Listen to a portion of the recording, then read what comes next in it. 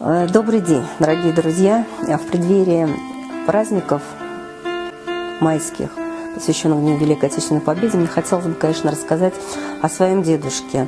Когда девочки подошли ко мне с этой просьбой, я задумалась о том, на самом деле, как мы иногда не ценим своих близких, когда они находятся рядом.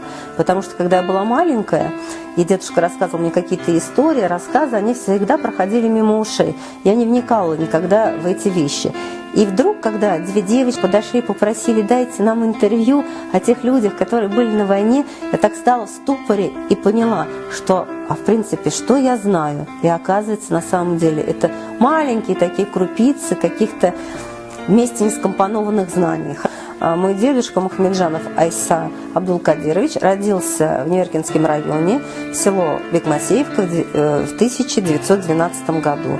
Женился в 1909 году, а в 1941 году вместе со всеми он ушел на фронт. Его взяли шофером, водителем грузовых машин.